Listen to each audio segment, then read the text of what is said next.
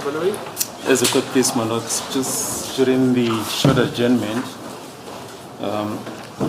there was a scuffle between the prison warders and some of the accused.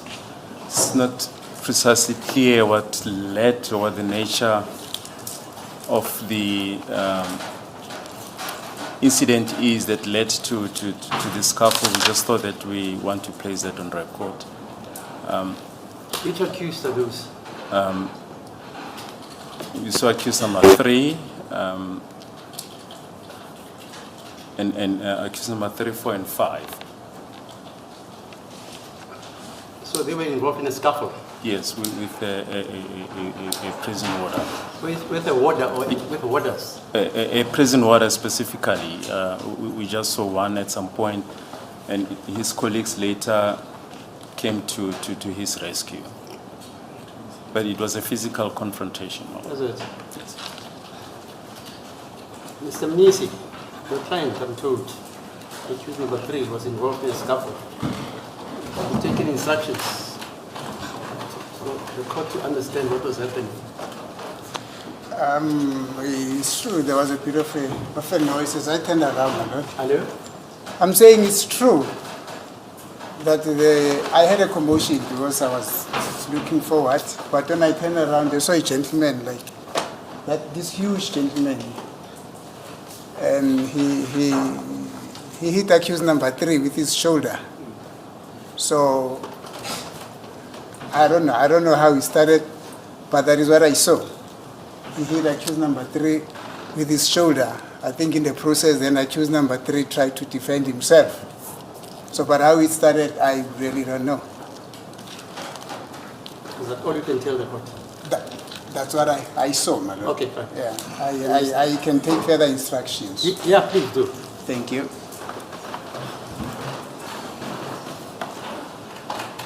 My lord, may I also in the meantime Yes, take the yes, instructions? even you. Yes, thank you.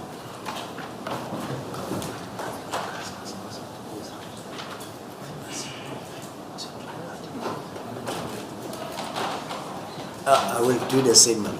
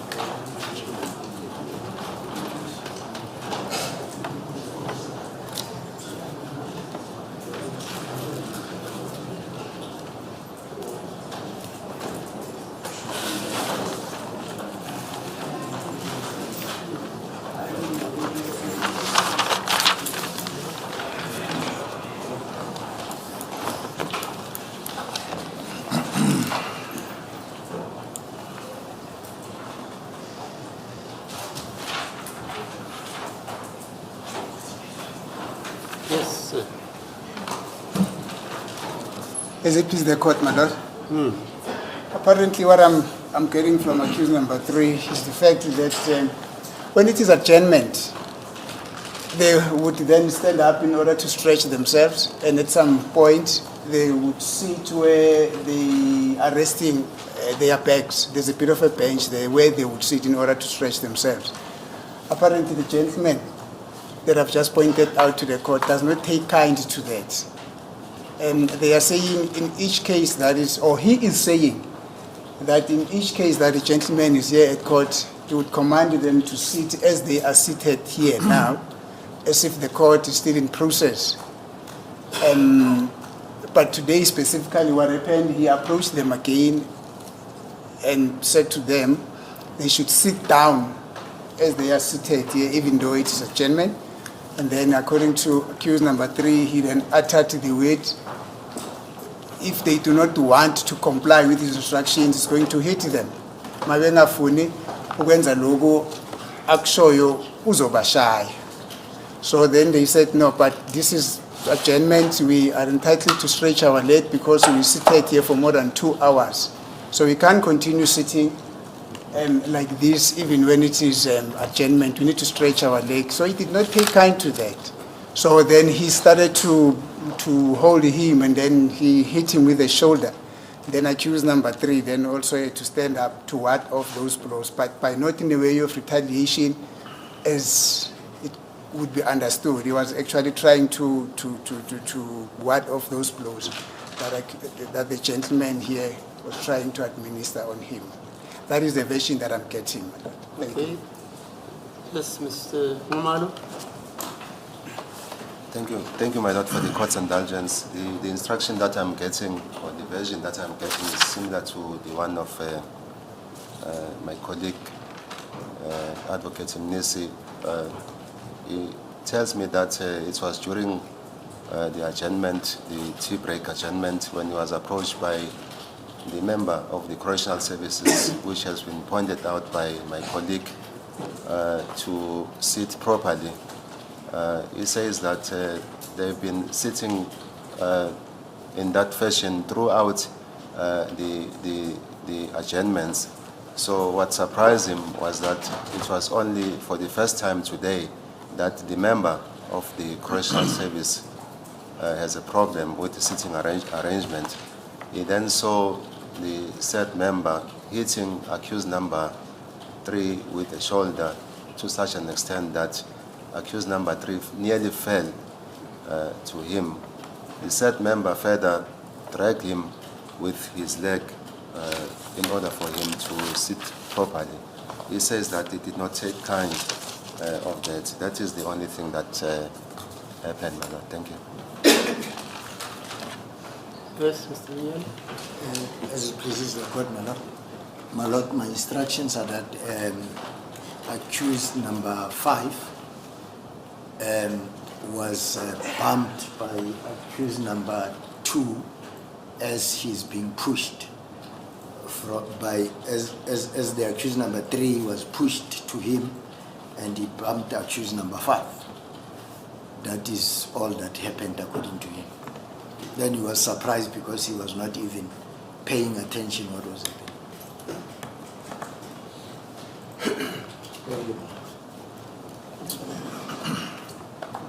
So accused number 1 and 2 were not involved in the scuffle. Not my lord. Mr. Mgomezulu, your clients were not involved in the scuffle. They were not involved.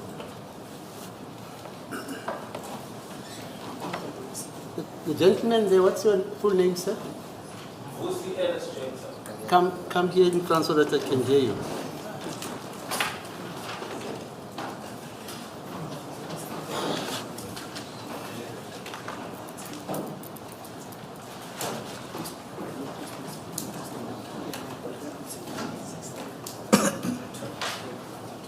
Yeah, your full name, sir. Yes. I'm not taking anything under oath, okay? That's why I didn't even want the accused themselves to tell me what has happened. But with you, you're not represented. Yes. So you can tell me, if you so desire, you can tell me what you say happened. I don't have a problem. Hello? I do not have a problem to say that. Yeah, okay, fine, no problem, yeah. So, just moments after the short adjournment, all the accused were standing, right? But say 5 minutes or 6 minutes later, you went out. Accused number 4 was sitting. Can I by any chance show how he was? Yeah, okay, fine. Actually, he was sitting just like this.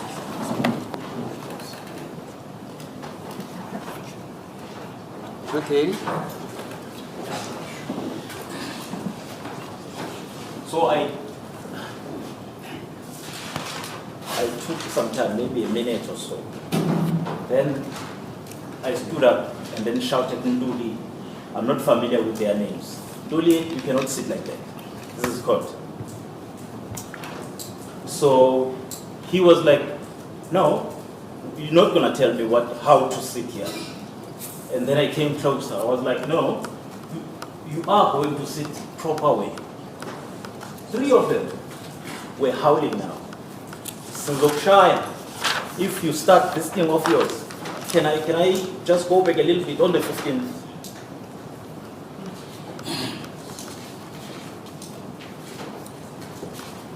On the 15th, it was a Wednesday this month. There was an issue of some sort. They started one by one. They seated that way. The fourth suspect was the one who started the whole thing. Then on the 15th, I came and I was like, no guys, you cannot allow each other to sit like that. This is a court. Yes, it is an adjournment, but now you can stand, you can sit like in a proper way, but you cannot sit on top of that like I just showed. So later on, my colleagues, I was talking with my colleagues that, listen, tell me if I'm doing the wrong thing. Are they sitting in a proper way? Then they were like, no, this is wrong. Okay, I let it loose. And I was like, no, maybe when we go down, we need to address them. Now, before we went down, one of them, I cannot recall which one, he was sitting this side, facing that direction. Can I show you? He was sitting like this. I even shouted again. Listen, you cannot sit. This is not the proper way of sitting. Luckily enough, the orderly, the lady, saw it. So now we went down. It was an adjournment again. I called it in the cell. I was like, hey, I tried to stop this thing, and you were howling at me. I was a bit not sure to call you into order in front of the people. So they were like, no, this is not your job. You cannot tell us. Your only job is to escort us to here. Then I was like, that's whereby you are not getting it right. You are my duty as long as you are in front of. That is why I'm forever standing there. I'm watching you. I'm observing. I'm monitoring every movement. So I tried to speak to the orderly, to perhaps speak to the prosecutor or you. Then he was like, no, she's gonna take it out. We were fine with that. Indeed, the following days, everything, before they could start, they would check if I'm there. If I'm not there, I don't know what way they would be. So everything just went well to show that they followed my instruction. So coming today, I called. I said, Nduli, you cannot sit like that. Then they howled at me. Sizokshaya thina if usondela la. Then I was like, okay, if that's the way, you can fight me if you want, but you are going to sit very well proper. Then I tried to pull. Accused number 3 was closer. I went down like I was kneeling, going for accused number 4. Then I saw a blow coming on my way. The first one was accused number 3 and number 5. Number 4, I was trying to duck. Eventually, my colleagues came closer, but now they were all standing. The other 2 didn't do anything. Accused number 1 and number 2. In the nutshell, that's what happened. All the other thing, I'm happy that the journalists were holding their phones. I think there's a full clip as to what exactly happened.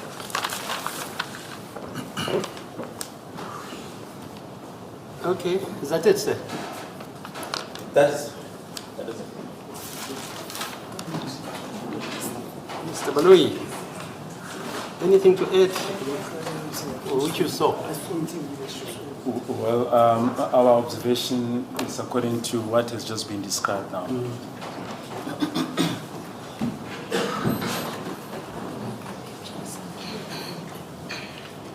What's wrong with the mics now?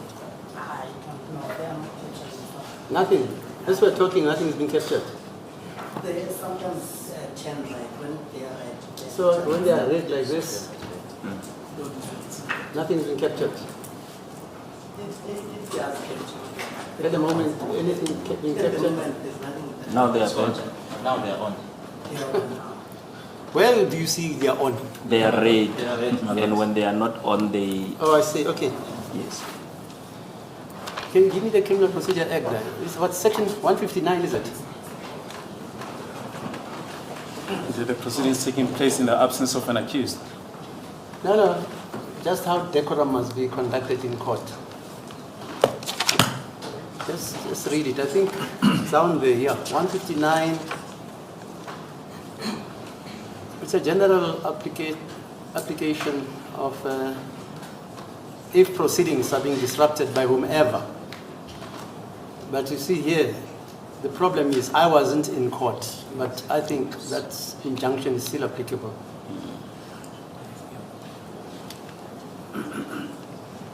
Well, section 159(1) deals with the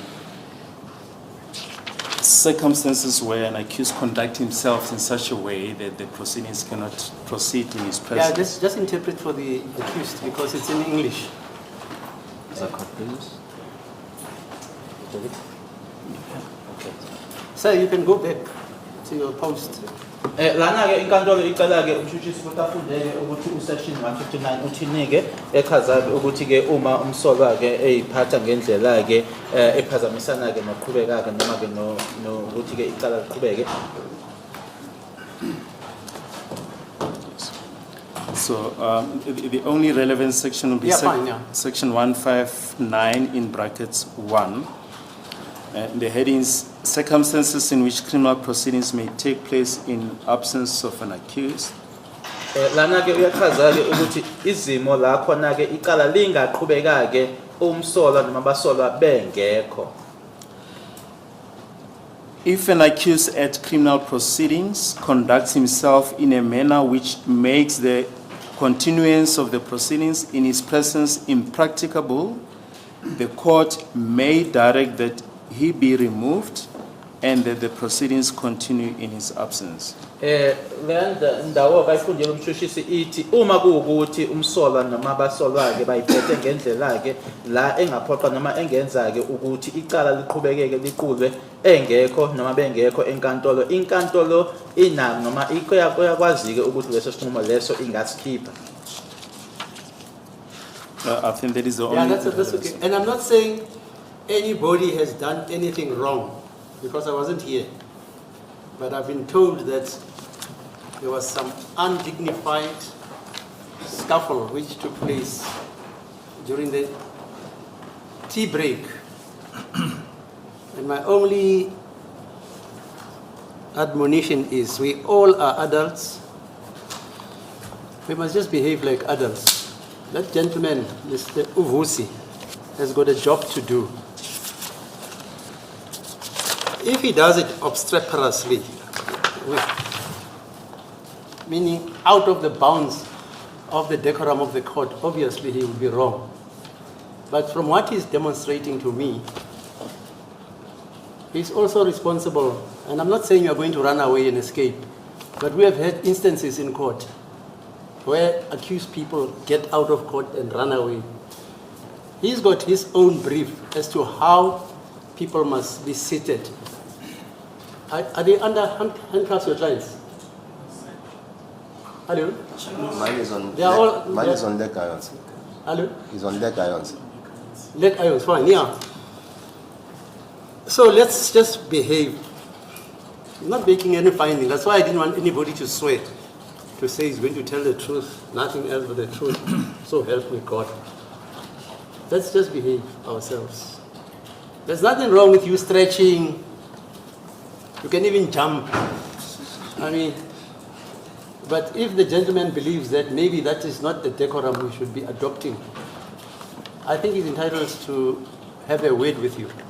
But this one of fighting, like in our parliament, and I'm saying it advisedly, because our people watch these things. In our parliament, I once saw a president being rushed by certain parliamentarians to such an extent that there was alarm at parliament and the security had to go and assist the president because it was under the impression that he's been attacked. We don't need that. Ubuntu. I heard you talking about you can't eat before somebody akbekile. Jela jelang mushroom. When you have a sandwich, you share it with your colleague. The same thing here. If we are all not satisfied with the conduct of Uvusi, or number 1, number 2, number 3, number 4, you can resolve that by speaking. Hi Ubulwa. Okay, that's all I'm going to say. Inkantolo ithi ke kungakho ingaka ibize umuntu ukuthi eze la azoma la ukuthi ke ayizofikelela kwisinqumo ukuthi ubani onecala ubani ongenacala kodwa na njengoba lisetshenziswe ke igama lokuthi ke sibadala ke lana akekho oyingane la uyakhulunyiswana uma kuwukuthi ukhona ke kuyena Mr Jack akushilo kunina ke kuyakhulunywa hayi ukuthi ke manje kuse bese kuyashaywana kuyaliwa ke futhi ke inkantolo iyakusho nokuthi ke uma kwenzeka ke lokhu lana ke ibikade ingekho yona ingakho ke ingenzanga ngalendlela eyichazile ngaphambilini kodwa nje ukuthi asisebenziseni nje imiqondo yethu ke sicabangeke uma kufanele ukuthi into ixazulule ngokuthi kukhulunywe hayi ukuthi kuze kushaywaneke nanjengoba ekuboni eshilo nango isibonelo lesi saseParliament ukuthi asifuni ukuthi kuze kufikelele khona lapho uthi ngokucaceleke unendlela Mr Jack atshelwe ngayo ukuthi kufanele umsebenzi wakhe awenze kanjani kufanele ke naloko sikuhloniphe. Okay, thanks. Yes, Mr. Mnyeke, do you still have any cross-examination? As As it pleases the confirmed that he is still under oath. My Lord, I'm about to wrap my cross-examination. Yes. Sergeant, your evidence of the 19th, you said the Baobao Street at Freedom Park, that is where accused number 2 resides. You said you went there straight and only Sergeant B.B. Mokgoatlheng and Brigadier Gininda went to Pukem police station. Do you remember that?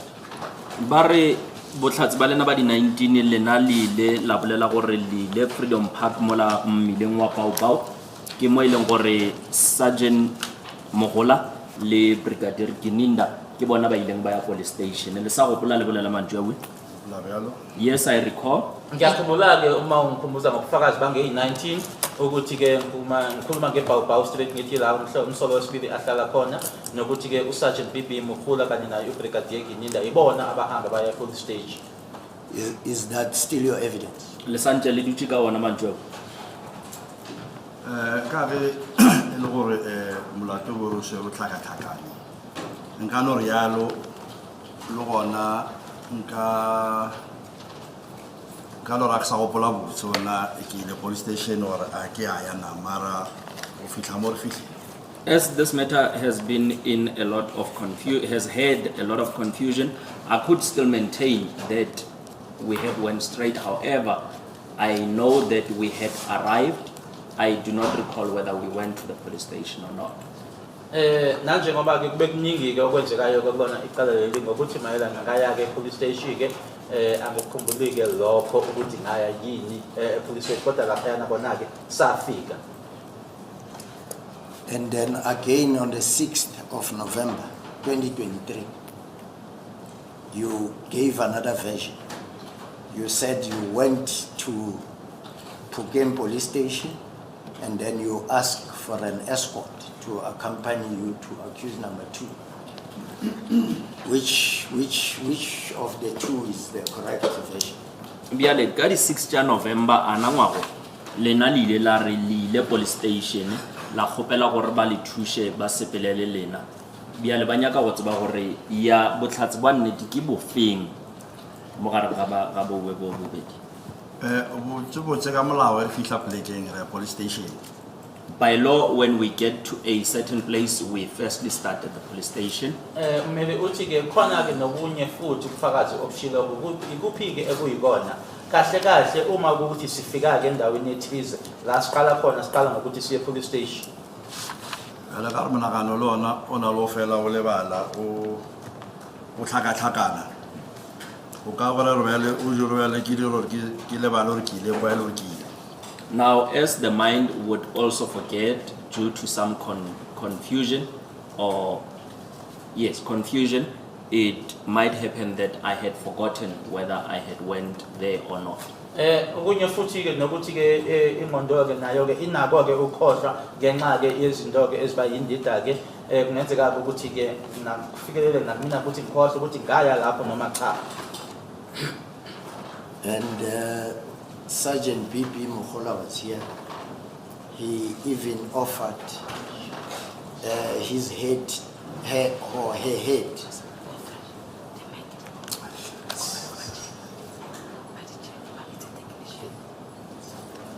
Yeah, fine. Yeah, you're saying Mokgola was offering her head on his evidence, or on her own evidence. My lord, the recording is off. Yeah, I know that. I was just asking. No. Did he offer her head because of No, on the evidence of Makhano or her own evidence? On her own evidence. That's the point. Yes. Can we adjourn until the nights are fixed up?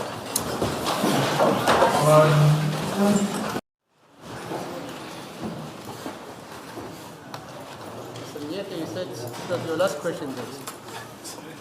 My lord, You said it was your last question. I have one more, my lord. See. Yes. Yeah.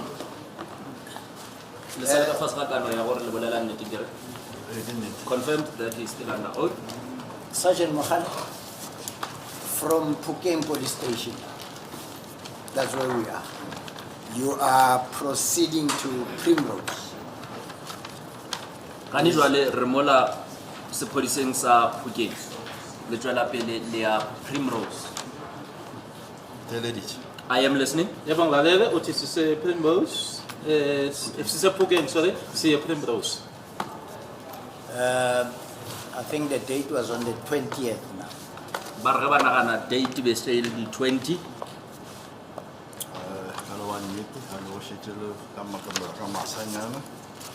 You could be correct because it was now the early hours of the morning. Usengaqiniseka usengoba liqiniseko uma uthi ngeyi20 ngoba manje bese kuba yona ke ntatha kusa. Do you remember what time you arrived in Primrose? Le sa gopola gore le fitlile nako mang Primrose? A ke sa gopola mara nka lebela OB nka gopola ke sa gopola botse mara. I do not remember it off my head. However, if I can look at the OBs, then I will be able to remember. Yeah, ukuthi kwakungasikabani ke isikhathi akisakhumbuli lokho ke ngokuthi ngicabangela kodwa uma ngabheka iOB ngingakhumbula. The record shows that you arrived there at 4:30 on the 20th. Go bontsha ekare le na le fitlile ka 4:30. No khobela go no lebella OB ka se re gara. May I please refresh my mind through the OB? Uma nganikezwa nje isikhathi ukuthi ngibheke ke iOB uma uthi safika ngo4:30. May the state advocate please assist me as I do not have it with me.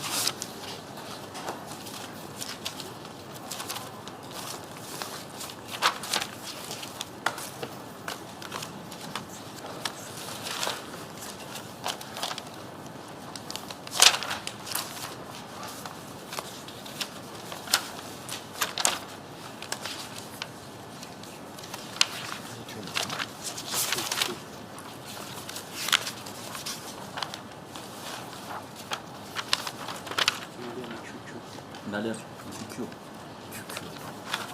Does not have QQ.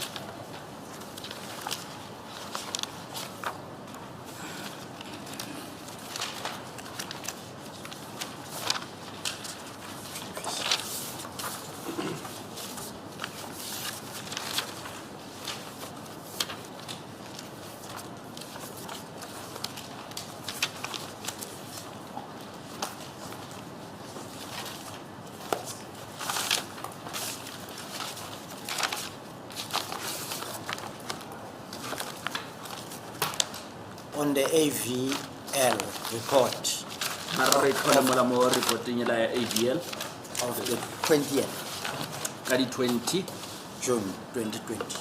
June 2020. Chiwe ba ikhumana.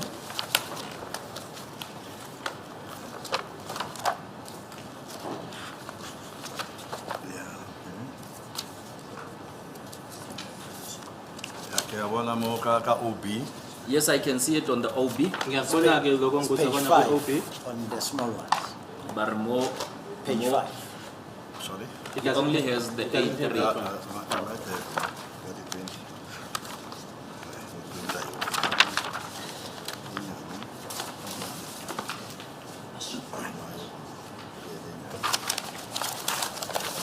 Okay. Page 5. Yeah, sigue bolo. Yes, I can see.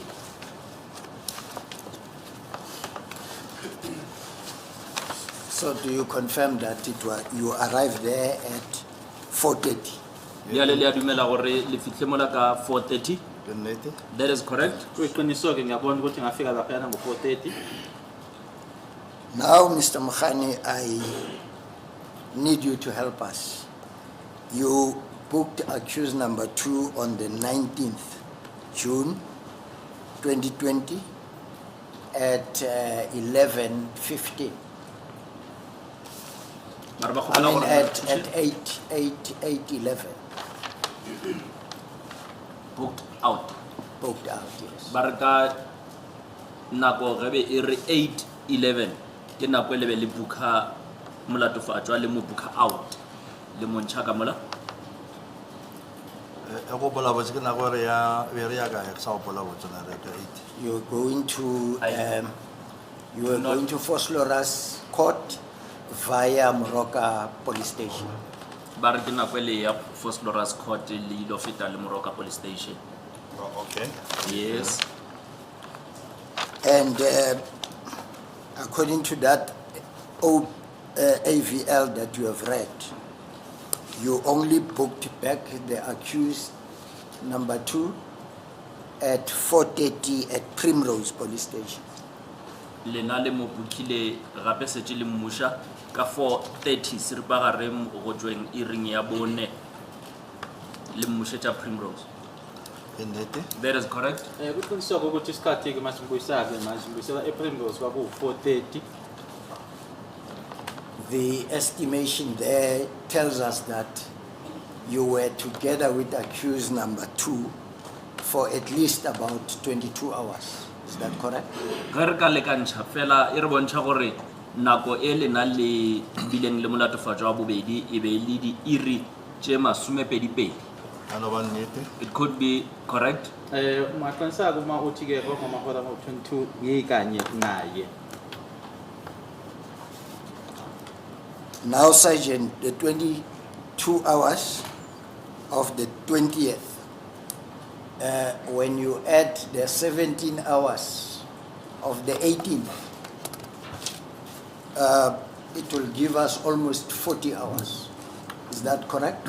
Ba re ge le tlhakantšha 17 hours yela ya di 18 le 22 hours ye ya ka di 20 e ka tla ya re neya di iri tše ka bang tše 40 le ya dumela. Ano ba nnete? It could be correct. Kungaqiniseka ukuthi uma uhlanganisa la mahora ke awu-22 nge-19 kanye ke nalawo awu-17 ayo i-18 kungenza ke kungacishe kufike ku-40 hours. And then, Sergeant, if you consider the previous evidence that on the 19th, the accused number 2 only slept less than 3 hours. So it means in 48 hours or in 40 hours, accused number 2 only slept for less than 3 hours.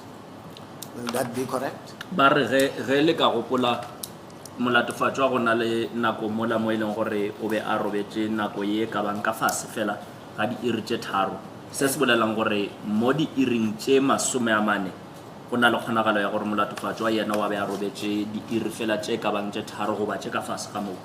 And Sergeant, I'm talking about decent sleep. I'm not talking about the sleeping that you were talking about, that you were sleeping in the car and all that.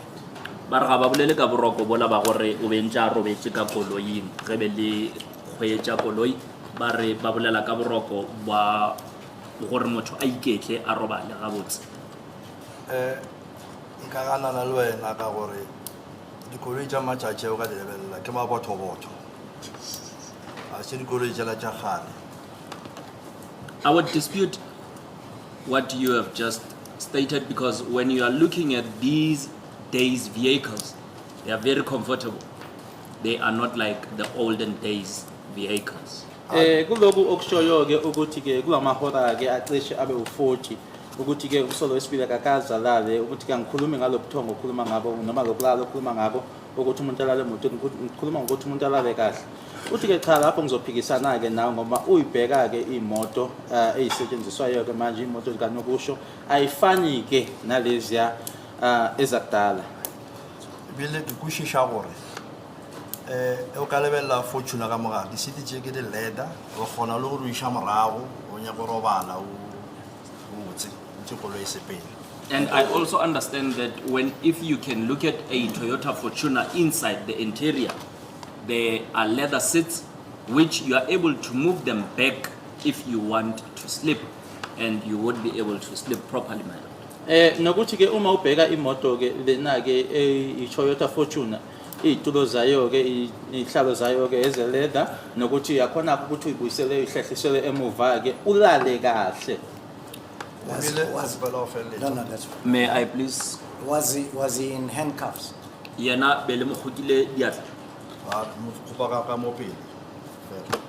Yes, he was handcuffed from the front.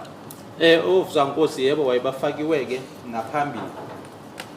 Gomme ke tshepa gore ka mokgwa ba nya go sepela re na bila ipshina ka ona go lela rena ibele iphala le sponge sa na so robalela ka go gare ka sela.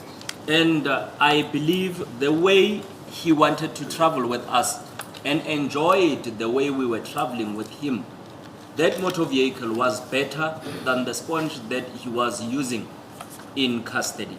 Nokuthi ke indlela yakhe wayithokozela ngayo ke ukuthi ke abe kanye nathi noma ke ahambe ke nathi amabanga nemibanga abe sasihamba ke ukuthi ke nalokho ke kwakumjabulisa ke futhi ke kungcono kunokulala ke kulesiya sponge esilapha yangaphakathi la agcinywe namavalelo khona.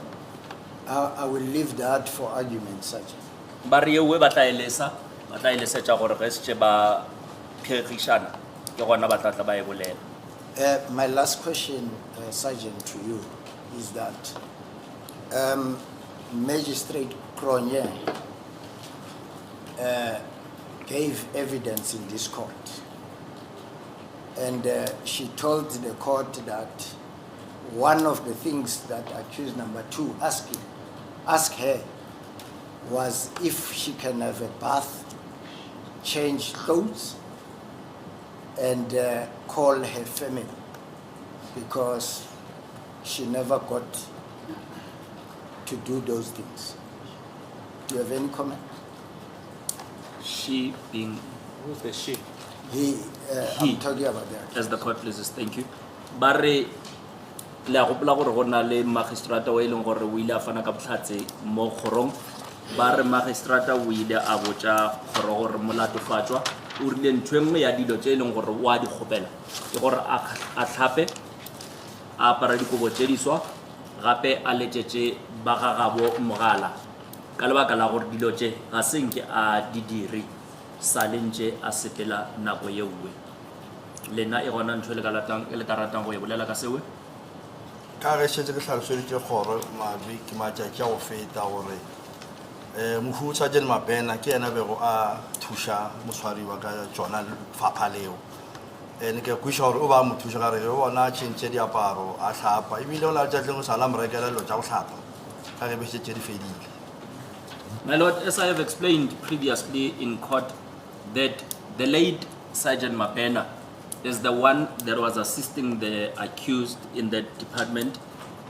As you would see, the accused would bath and he would change his clothes. There was even a time when the accused had run out of his toiletry. Sergeant Mabena bought toiletry for the accused. Ummeli ke uchazela ufakazi ukuthi ke kunofakazi wayela enkantolo ekuyena ke imantshi uMiss Cronje owatshela ke lenkantolo ukuthi kwezinye zezinto ke afika wayicela umsola kuyena ke kwakuwukuthi ageze nokuthi ke axhumane nomndeni wakhe ke ukuthi izinto lezi angakaza azenze kusukela ngesikhathi ke aboshwa ngaso. Uthi ke mangikhumbula kahle ke ngayitshela ke lenkantolo ukuthi ke lapho ke kwakuwuMabena umuntu wayebhekene nalokho ongasekho noma uswashona ke uMabena nokuthi ke kunesikhathi la khona ke wayesengenawo ke ama toiletry aphelile uMabena uyena owamthengela. Sergeant, I will leave that for argument. Ba re le yona ewe ba tla ilesa ba tla ba phekishana ka yona. Mara ke nnete ke boja kgoro gore tšeo di diragetse. However, I would like to put it on record that it is the truth that those things happened. Ngathanda afisa ukutshela lenkantolo ukuthi lezo zinto lezo ziyiqiniso zenzeka. Sergeant, it's very convenient for you to say that because you know that Sergeant Mabena is nowhere, he's late, he cannot come to this court and give evidence. It's convenient for you to say that. Thank you, my lord. I have no further questions. Kgopela go fetola. May I respond? Kgopela gore ntantsa bolele nnete gore at least nka bolele Sergeant Mabena a botse a robale ka khutso gara lo tša miretseng tšona ke tše di botse. I wish for accused number 2 to please state the truth so that he would allow and release Sergeant Mabena to rest in peace because he had done good things for him. Ngathanda ke ukuthi ngenze lesicelo lesike kuyena ke uNtanzi ukuthi ke akhulume nje iqiniso azokhona ke ukuthi ke alale ngokuthula uMabena ngoba ke wamenzela okuhle. Okay, yes, Mr. Mokgoatlheng, you said you had some questions also. It's one or two. Mr. Mohane, on the 22nd and the 24th of June 2020, what vehicle were you driving? Ka di 22 le di 24 tša June le be le kgwetša koloi efe? Kgopela ga botse be ke sa kgweetše be re šomiša koloi ya Sergeant Mabena bene ga. I remember very well on those days I was not driving. We were using Sergeant Mabena's van. Ngawo ke amalanga 822 ne24 ngangingashayeli ke umlando ukuthi ke sasebenzisa yona ivan ka Sergeant Mabena. If Constable Jonathan gave evidence that you were driving, they were escorting the Fortuner, that evidence, may I refer you to? Hey, Constable Jonathan. May I hand this man to?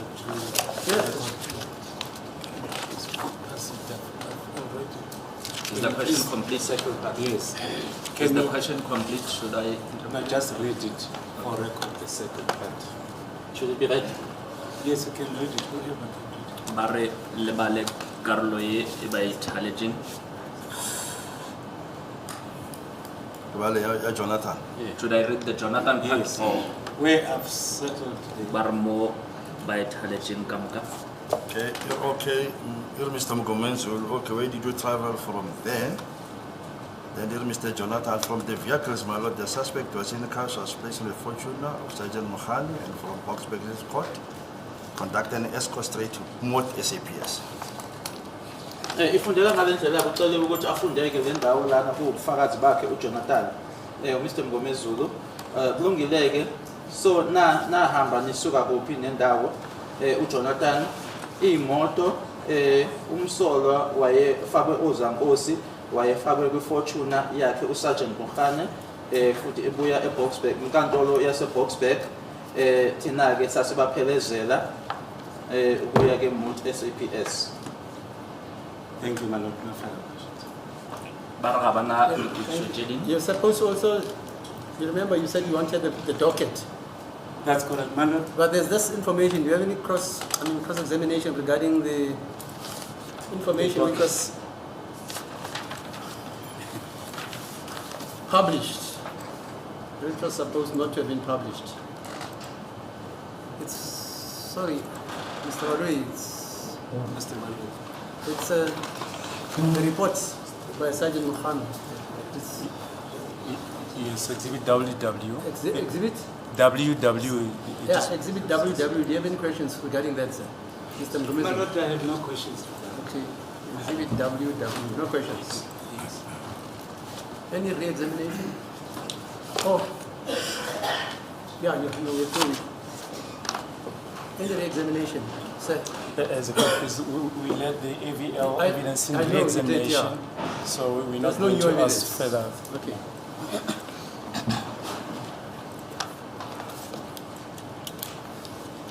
Just one question from me, sir.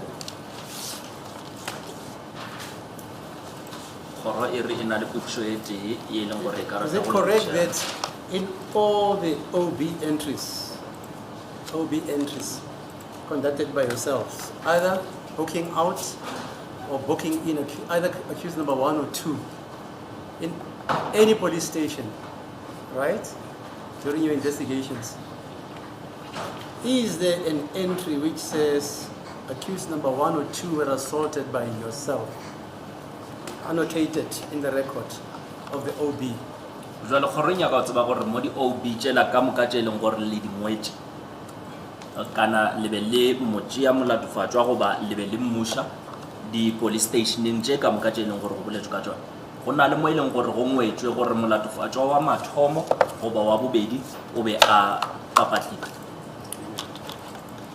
Awa, my a lord. papatlilwe ke lena Awa gona wa ngwetše ka moka ba ngwetše ke be ka sekgowa received the third complaints and injuries.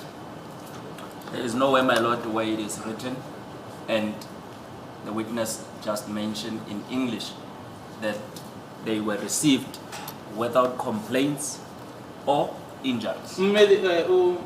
Mehluleli ke befisa ukwazi ukufakaza ukuthi kulama OB onke ke la ekubhalwe khona kulama police station la ngabe khona yini la kubhalwe khona ukuthi noma umsolo wokuqala noma owesibili eshaywa wena cha akukho la kubhalwe khona ke futhi nje indlela ke ekubhalwe ngayo ukuthi ke bathola noma bamukelwa kungekho abakhala ngabo futhi ke bengalimele.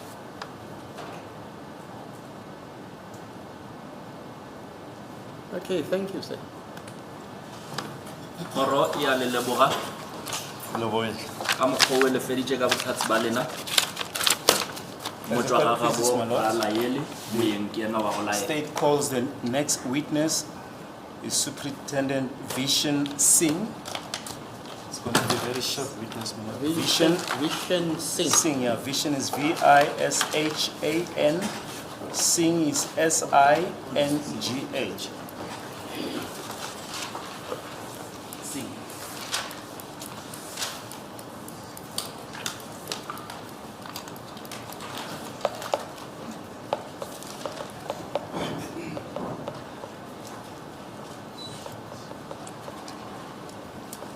The name of the witness is not on the list.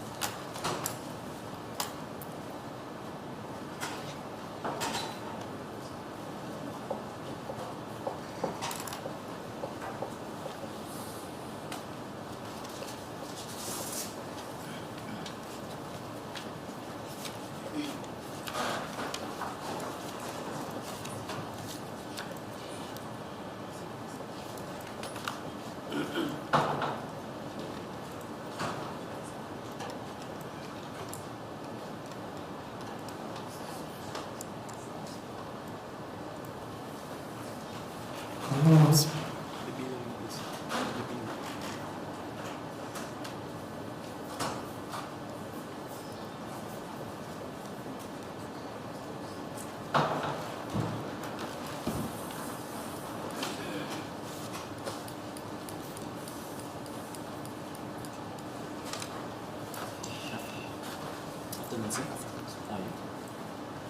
Full names, please.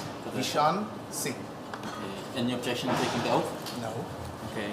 Do you swear that the evidence? Okay, sir. Sorry. Do you consider the oath to be binding on the conscience? No. You don't consider it to be binding. Oh, yes, sorry. Okay. Do you then swear that the evidence that you're about to give will be the truth, the whole truth, nothing else but the truth? Raise Yes. your right hand and say so help me God. So help me God. Is it correct that you are in the employ of the Ekurhuleni Metropolitan Police Department? That's correct, Your Worship. My Lord. My Lord. Kuyiqiniso ukuthi ngisebenzela yona ke i-EMPD Ekurhuleni Metro Police. And what is your position? I'm a superintendent, my Lord. Ngokwesikhundla ke ngu-superintendent. And to which unit are you currently attached? I am currently attached to the equestrian, which is the mounted unit, my Lord. I-unit engikuyona ke ebizwa ukuthi ke equestrian yona ke i-unit engisebenza ngaphansi kwayo. And how many years service do you have in the Ekurhuleni Metropolis? In total, 28 years service, my Lord. Ihlangene ke iminyaka enginayo ngisebenza khona ke Ekurhuleni Metro Police Department iwu-28. Do you know the three previous witnesses, Constables Buthelezi, Monareng, and Lisaring? Yes, my Lord. Labo fakazi ababiziwe ke uButhelezi, uMonareng kanye noLisaring ngiyabazi. How do you know them? They are work colleagues, my Lord. Ozakwethu sisebenza ndawonye.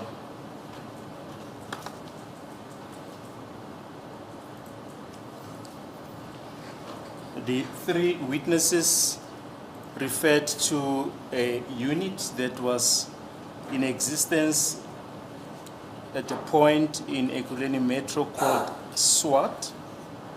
Are you familiar with that unit? Yes, my Lord. Ngiyayazi ke le unit othi labo fakazi bakhuluma ngayo ke ebizwa ngokuthi yi-SWAT. And just for record purposes, can you just explain what does SWAT stand for? Special Weapons and Tactics. Imele ke ukuthi ke u-special weapons kanye nama-tactics and tactics.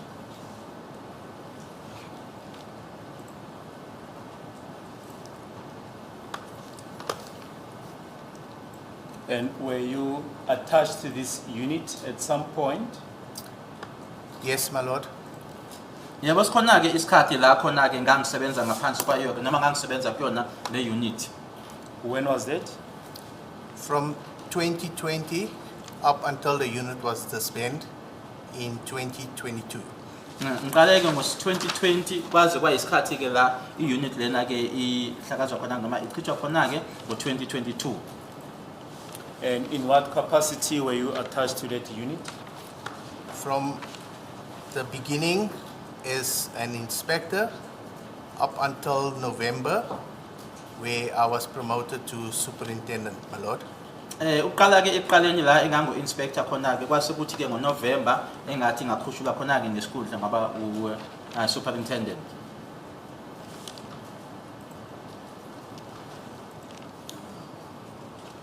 But what was your position at that unit? What role did you play at that unit? What functions did you perform at that unit? It was a managerial function, my Lord. I was the supervisor of a shift. Mina ke okwami kwakuba ke ngangiphethe ke nama management ke nokuthi futhi ngisupervisor ke i-shift. Are you familiar with the unit in the police called the cold case unit? Yes, my Lord. Ngiyayazi ke le unit esemaphoyiseni abayibiza ngokuthi ke i-cold case.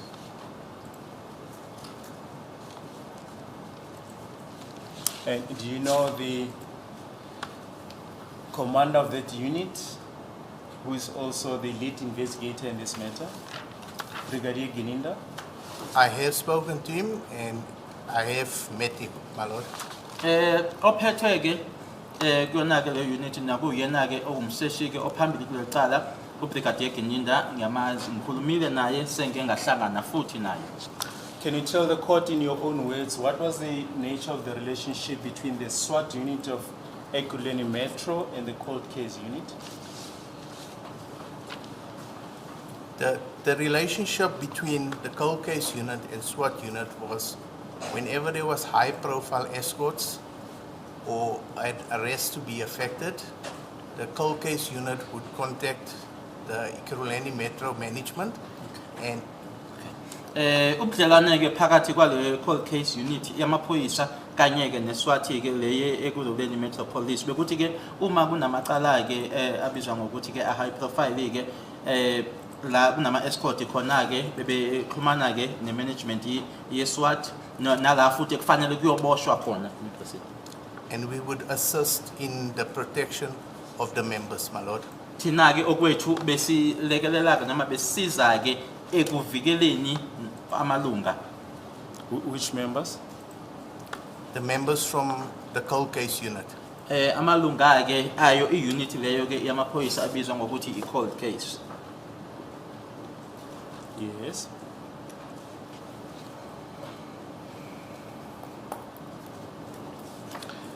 And what would the process be? Would they contact you or would there be direct contact with your members?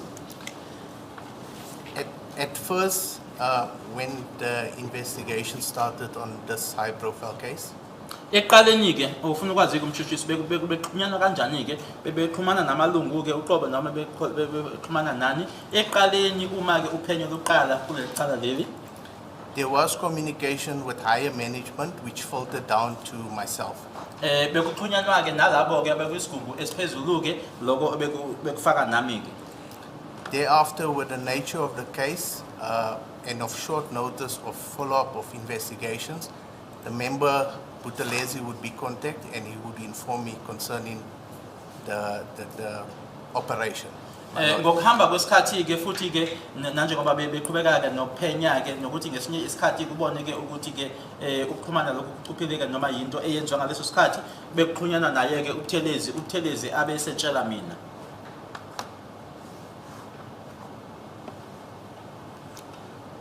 You've just referred to this high-profile case. Which case are you referring to? Senzumowe. The witness is asking me to assist him. Senzumowe. Okay. Mayuwa case. Umshushisi ufuna ukwazi ke ukuthi uma uthi le cala eli high profile ke ilipho iqala ukukhuluma ngalo ukhuluma ukuthi ke icala leli kaSenzumeyiwa. And which of your members were involved in assistance in this matter? It will be Buthelezi, Mapumulo, Munareng, Jonathan, Wendell Jonathan, and Yul Lessering, my lord. Yul Lessering, uJonathan, uMaphumulo, Buthelezi noMunareng. Iwona ke amalunga lawo ke abe ngakoluthi ihlangothi ekubuyibona babelekelela. And what type of services were they rendering in this matter? They were rendering close protection and escorting. Bona ke okwabo kwakuvikela kanye futhi nokuphelezela ke lokho kubizwa ngokuthi phecelezi ke i-escort.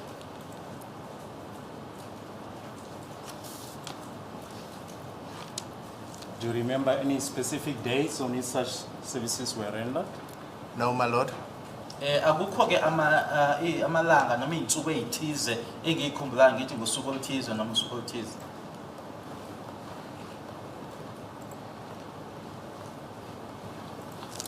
Was there any formal agreement in place between Ekurhuleni Metro and the cold case unit regarding the services that you've referred to? No, my lord. Akukho ke la ongathi kwakunesivumelano khona-ke ongabiza ukuthi kwakuyisivumelano-ke esiformal phakathi kwe-cold case unit kanye ne-Ekurhuleni Metropolis mayela-ke nalokho esekukushiwo. Thank you, my lord. That is all. Yes, Mr. Mokgoatlheng. Thank you, my lord. Sir, in this unit, SWAT unit,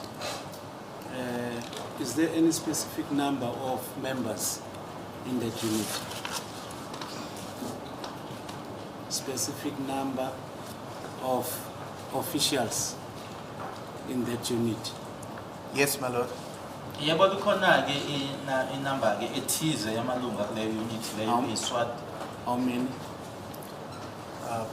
Plus minus 20, my lord. Ngathi-ke singaba u-20 noma singaba ngaphezulu noma ngaphansi kodwa-ke nje lapha ku-20. How are they reporting at work? The nature of their shifts? One shift reported to an inspector and one shift reported to myself, my lord.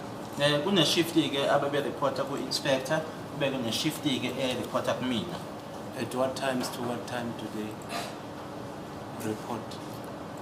Because we were a SWAT unit, we worked very flexible hours, my lord. Ngoba-ke ukuthi-ke sasile unity-ke eyi-SWAT bese angeke uthi-ke besinekhathi-ke kodwa ngakubiza ngokuthi-ke ama-hours ethu-ke be-flexible. To each member of the SWAT during the course and scope of his employment possesses a pocketbook.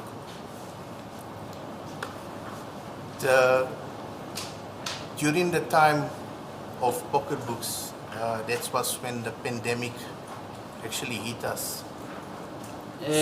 Ufisa ukwazi kumele ukuthi-ke ngaba ilunga nelunga-ke beba ne-pocketbook yini ngesikhathi-ke sama-pocketbooks ilesikhathi-ke la eseshaywa khona-ke i-pandemic.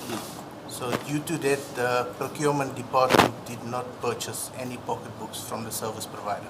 Ngenxa yokuthi ngaleso sikhathi leso-ke laba-ke ekuyibona-ke abafaka-ke ama-order ukuthi kuthengeke incwadi abakwenzaka-ke lokho ukuthi bafake ama-order ukuthi siwathole. Failure to purchase such that did that constitute a negative effect in the carrying on of their normal duties? As a court business, what would be the relevance of that question? Like as we speak now, there's no reference that it can be drawn from the logbooks because they were not available at that time. Do you understand?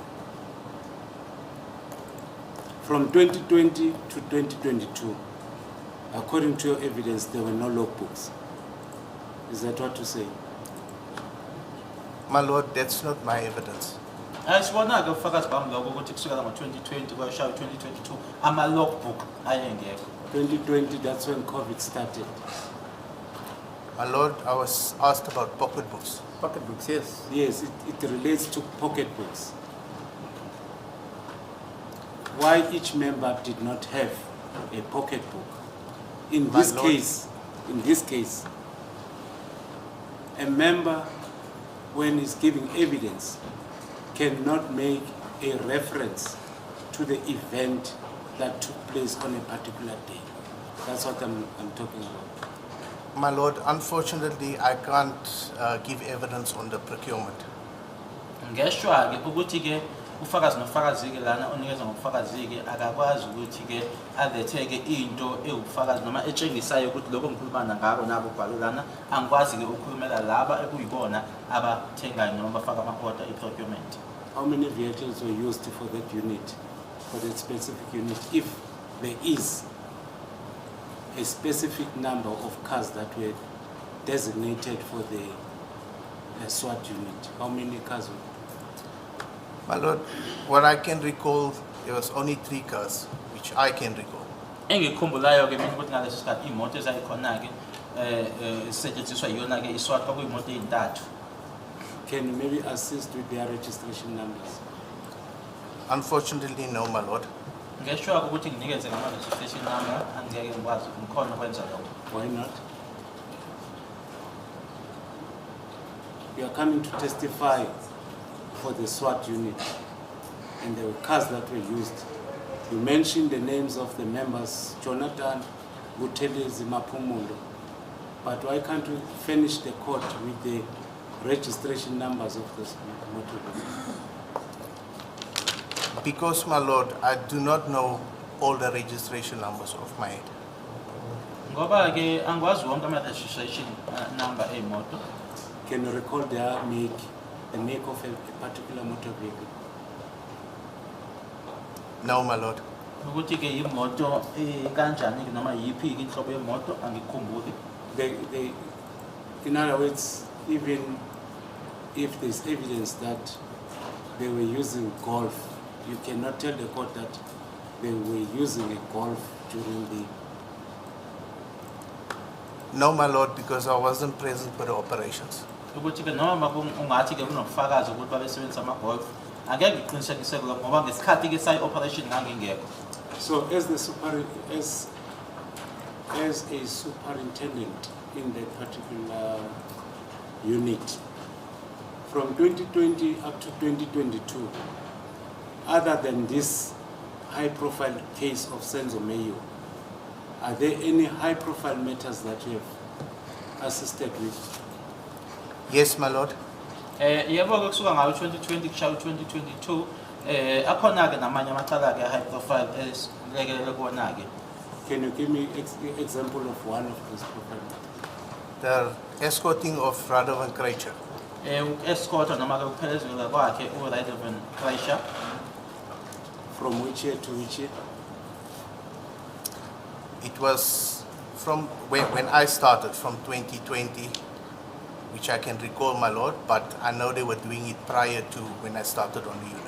Ngoqala kwami ke kuyona ke iunity ngo2020 ngiyazi ke nokuthi futhi ke babekwenza lokho nangaphambi kokuthi ngiqale ke leyo unit. Thank you, my lord. Thank you, Mr. Sonisi. Yeah, approach your case number. Oh,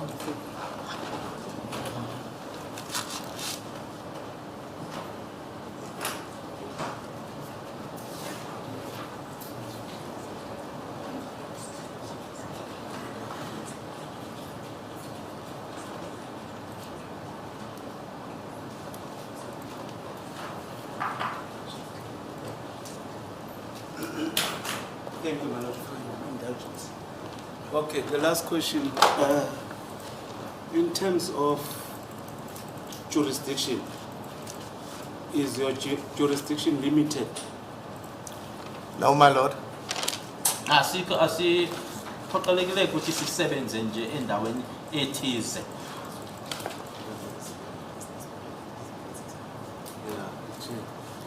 All right. The question about the disbanding of the unit. Do you know the reason why it was disbanded? No, my lord. Ukuthi ke kungani iunit lena ke ingazange iqhubeke angisazi isizathu. Thank you, my lord. yes, Mr. Nisi. Please the court, my lord, I've got no question for them. Mr. Thank you, my lord. Thank you, my lord. I have no questions. to this Miyake, witness. Mr. My lord, I have no questions for this witness. Sorry, just one question. Do you know a constable or a sergeant called Nenawe? No, my lord. Never heard of him. No. They said sometime he was stationed at Silverton police station. He assaulted accused number 1. My lord, I'm from Ikuruleni, so I don't know many people from Pretoria. Okay, just Abantu basePretoria ke ngibazi mina ngisebenza ke eBolweni nawe zonibuzwa ngaye kuthiwa uyena washaya umsolo oqala angimazi. okay, thank you, sir.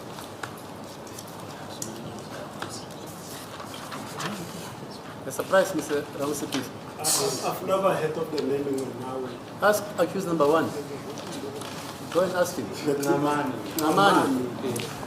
I hear things when I'm seated here. No, I do hear as well, but Namani is something you might not. Yeah. But you can see it's not guess right. Sir, Maloi, any other witness? The court, please, my lord, the state calls the next witness, Brigadier Bongani Nicholas Gininda. Brigadier Bongani Nicholas Gininda. Yes, this witness is going to refer to a new exhibit. It will be exhibit YY. Exhibit YY. Yes, we're giving copies to my colleagues this morning.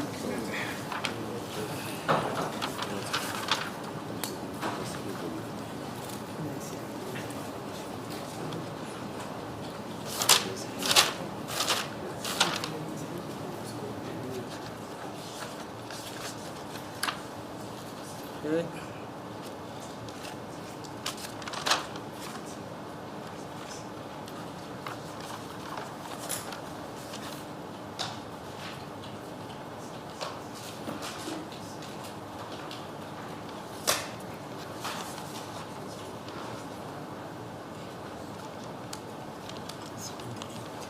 It's witness number 78 on the list Okay. of witnesses, Mama.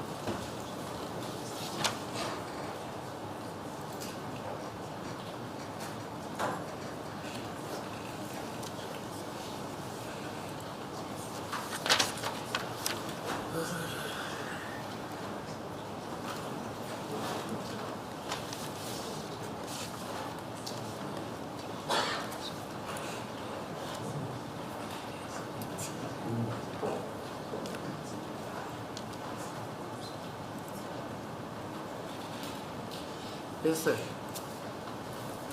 My Lord, the court will remember that from the inception of this trial, it was raised that there's going to be trial within a trial in respect of warning statements Yeah, yeah, in relation to accused 3, 4, and 5. yeah. I hear the name of the Brigadier, that is Brigadier Kininda, being mentioned now. We were wondering, that is myself and my colleagues for accused number 3 and 5, whether Brigadier Kininda will be testifying about the issue of warning statements. We just need clarity from the state. Indeed, my Lord, I think I did, after I've apprised my colleagues of that fact. In fact, I think we did put it on record that Brigadier Kininda is going to testify about those warning statements, the voluntariness thereof. My Lord, the issue of warning statements is raising its ugly head again, because it was raised initially by my colleague for accused number 3, Advocate Nisi, about the status of the statement that were allegedly Mr. made. Nomado, we have long traversed that bridge. You recall, you remember? I said I don't know what is contained in the warning statements. All I asked Mr. Valoi is, are you going to adduce those statements, warning statements, in this trial? And then he said, yes, in the trial within a trial. Are these statements being disputed? Then he told me, all 3 of you counsels are disputing the admissibility of these statements. And then after that I said, if that is so, then I declare that that evidence should be canvassed in a trial within a trial. That's what Mr. Nisi calls a precursor. Okay, I made that ruling. Thank you, sir.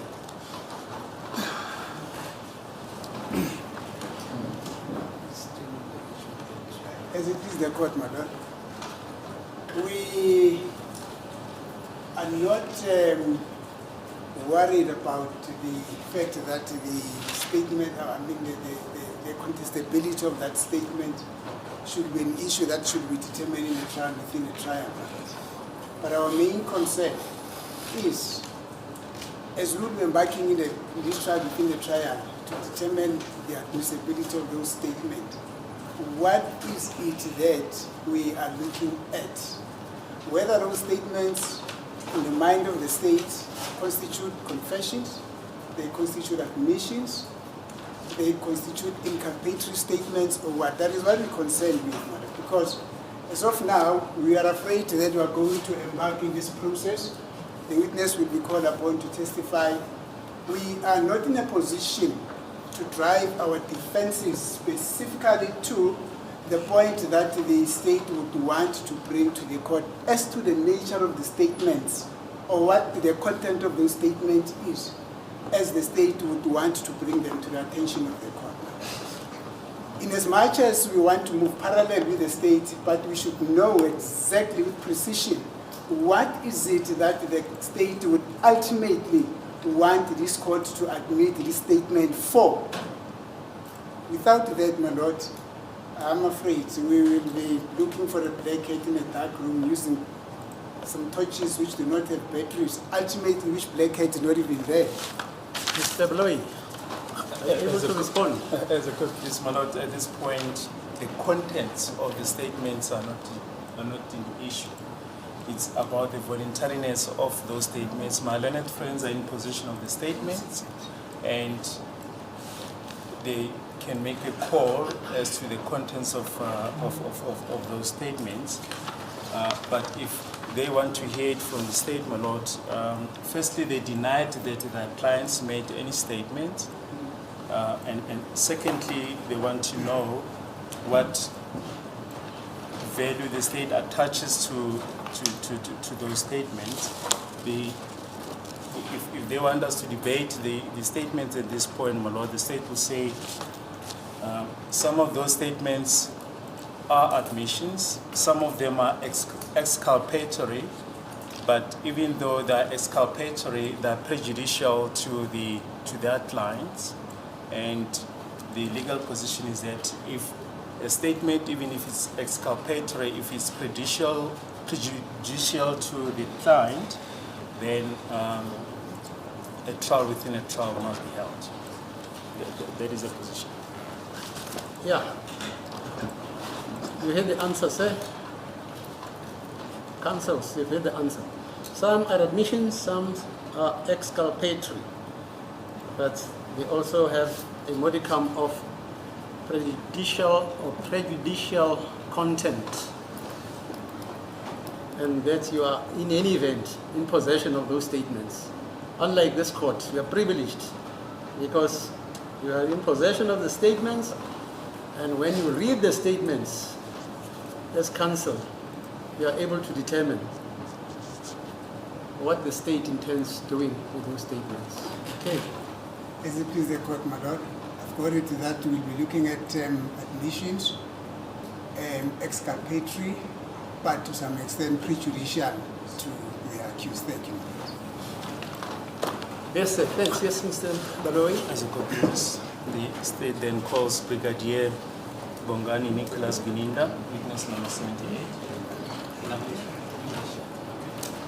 Your full names, please.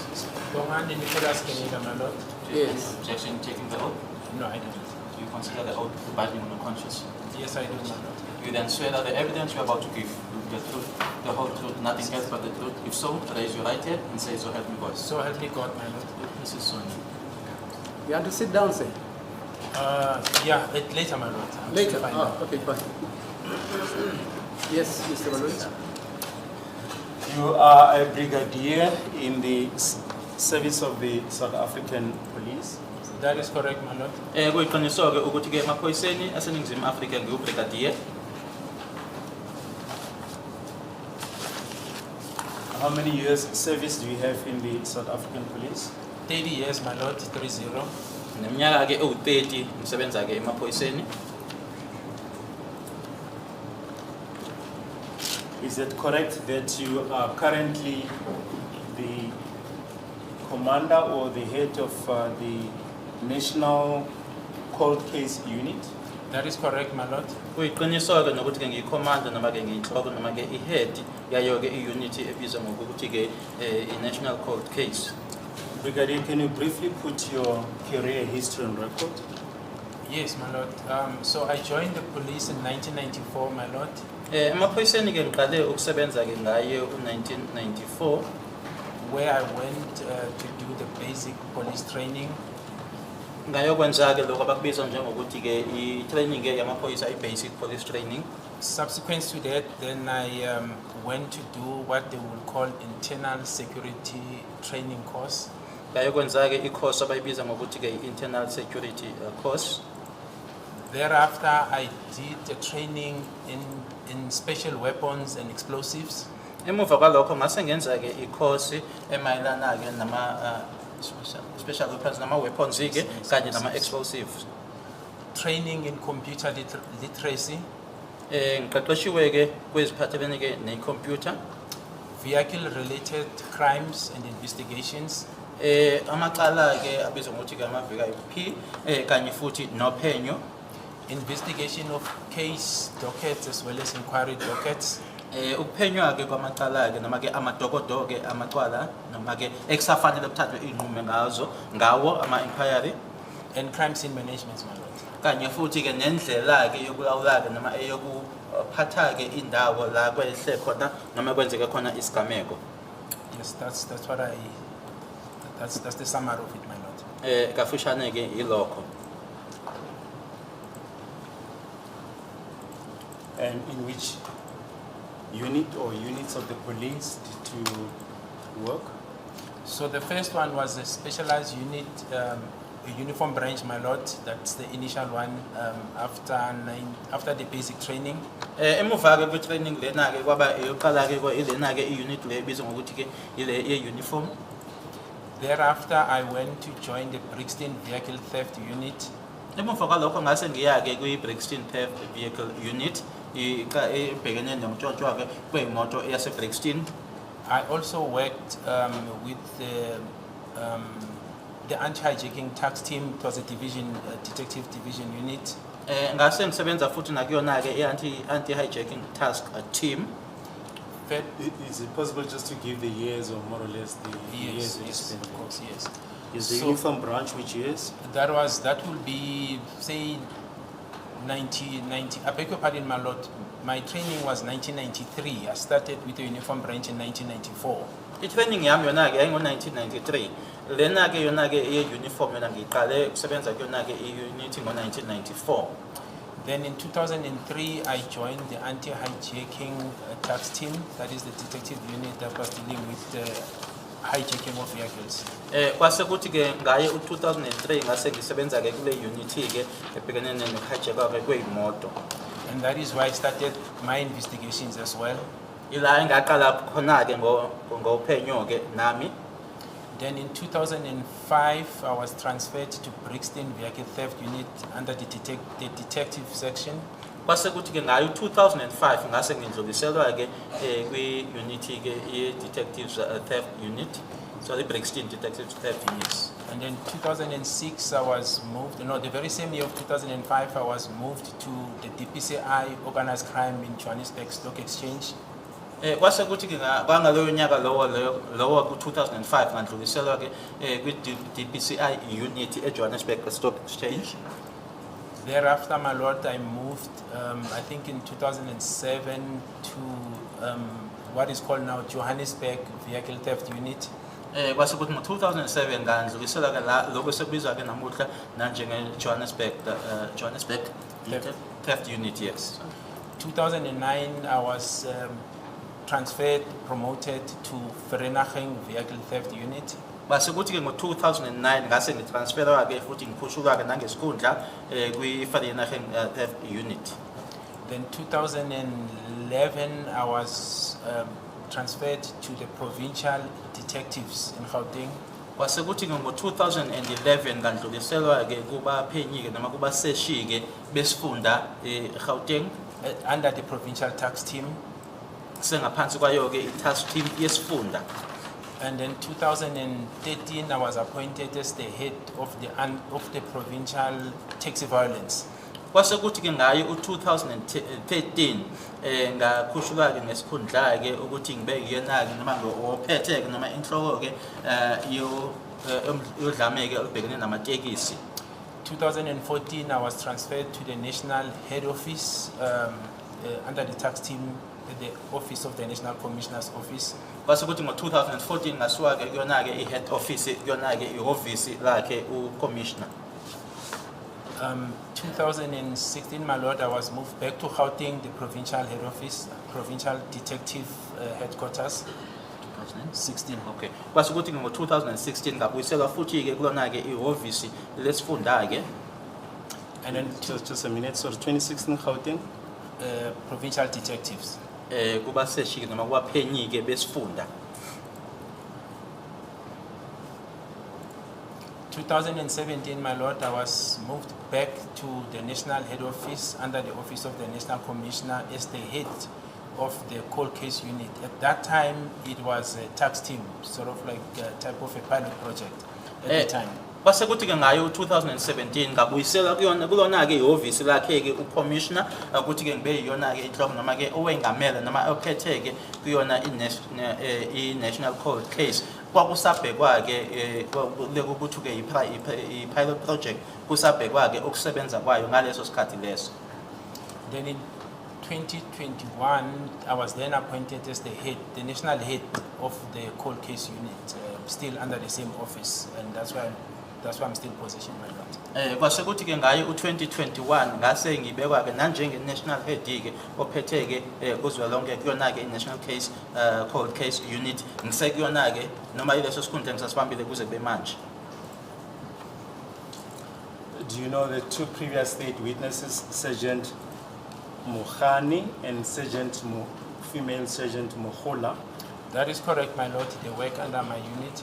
Ngiyabazi bobabili ke laba abachaziwe ke uSergeant Mohane kanye ke nalo wesifazane ke uSergeant Mohola basebenza ke ngaphansi kwayo iunity engiyiphethe. And is it correct that you are the lead investigator in this matter? That is correct, my lord. Kuyiqiniso ke nokuthi ke imina ke umseshi ke ophambili ke noma oyinhloko kulona ke lelicala. Can you briefly deal with the mandate of the cold case unit? Yes, my lord. So the mandate of the cold case unit is to look at all unresolved matters, or rather criminal cases that are brought to our attention. Thina ke esikubhekileke noma ke okwethu ke ukuthi ke sibhekane ke nawo onke amacala angakatholakala isixazululo kuwona ke amacala ke obulelesi. It basically entails, my lord, cases that have gone cold. In other words, they were not successfully brought to court for prosecution. Lokho ke kusho ke noma ke kugxile kumacala ke okuvele nje ukuthi ke usungathi ke amacala nje aye abakhodi ke angakaze alethwe ke phambi kwezinkantolo ukuthi ke kuzoshushiswa. That is the essence of the mandate, my lord. There could be various reasons as to why they've gone cold, but we have the general authority over that. Once the case has gone cold for various reasons, it then falls within our mandate once it's brought to our attention for further investigation. Kungenzeka ukuthi ke izathu zingahluka ke ukuthi ke kungani ke icala lelo lingalethiwe ngaphambi kwenkantolo ukuthi lixazululeke noma kushushiswe ke kodwa ke uma ngaba selifinyelela kuthina ke okwethu ukuthi ke sibhekeke noma siphenyeke ukuthi kungani. And in terms of your jurisdiction, how far do you go? Well, it's in terms of jurisdiction. Yeah, well, it's basically nationally, my lord, and in each and every country where we have mutual legal assistance relations. So it's national and international, insofar as those countries that can cooperate with us with investigations, my lord. Thina ke bathi nje iningizimu Afrika ke yonkana nje iphela ke futhi ke namanye ke amazwe la khona ke okukhona ke ubudlelwana ke bokusebenzisana phakathi kwethu kanye nawo.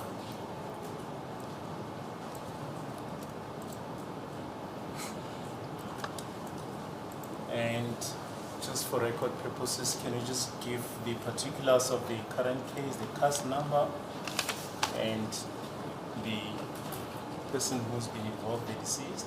Yes, indeed, my lord. So the case number, it's under false arrest 636 of 10/2014. Icala leli ke imininingwane yalo ke false arrest case 636 ka 10/2014. It relates to the murder of Senzo Robert Meyiwa, mayelana ke nokubulawa kwakhe ke uSenzo Robert Meyiwa, who was killed on the 26th of October 2014, my lord, in false arrest. owabulawa ke nge-26 zika October 2014 khona e-false arrest Between the times of 100 hours to 2100 hours of the same day. isikhathi ke kwangathi ke ngesigamu-ke noma-ke ngo-20:30 ukuya-ke-na-ke u-200 ukuthi phakathi kwakhe-ke u8:30 ebusuku no-9 ebusuku. When was your unit seized with this matter? It was seized with this matter on the 18th of November 2018, my lord. 18. Sorry, 1-2 November 2018. 12th November 2018. Thina-ke i-unit yethu-ke ukuthi-ke itsheleke noma-ke inikezwe ukuthi-ke isebenze ngaleli cala leli-ke kwakungeyi-12 zikaNovember 2018.